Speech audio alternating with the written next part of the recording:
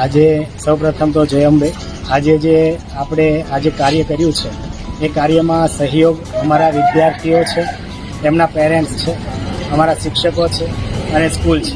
અત્યારે જે આવનાર પરિસ્થિતિ જે પૂર આવેલું આપણે વલસાડની અંદર, તો ઘણા એવા મકાનો હતા કે જેમાં પાણી ઘરની અંદર ઘૂસી ગયું અને લગભગ ઘણી ખરી ચીજો જતી રહી છે. તો વિદ્યાર્થીઓ દ્વારા અને સ્ટાફ દ્વારા, સ્કૂલ દ્વારા એ વ્યક્તિઓને થોડી મદદ થાય.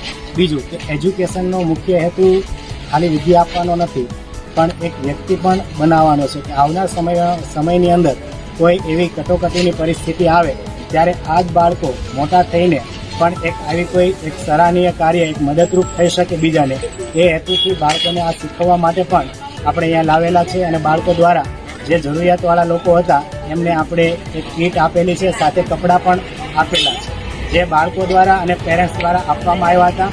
અને સ્ટાફ દ્વારા પૈસા કલેક્ટ કરીને વિદ્યાર્થીઓને ચોપડા છે, બુક છે, થેલા છે, એ પણ આપવામાં આવ્યા હતા.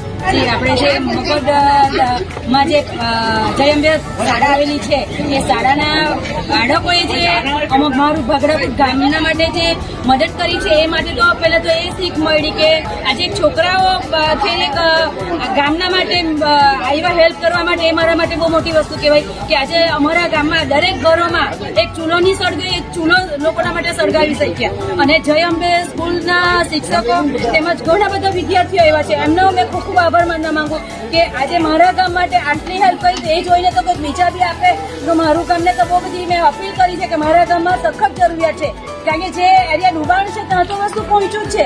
પણ આજે જય અંબે સ્કૂલે જેમ મને પહેલાં પૂછ્યું કે બેન ક્યાં જરૂર છે, મેં નીચાણવાળા વિસ્તારોમાં તો મોટે ભાગે ગયું છે, પણ જે ઊંચા વિસ્તારોની અંદર જે 5-5, 6-6, 10-10 જે મકાન છે ત્યાં કીટ નથી ગઈ. એટલે મને પૂછ્યું ને એ લોકો મારું સાંભળીને જે ત્યાં કીટ આપી એ બદલ તમે એમનો ખૂબ ખૂબ આભાર માનું.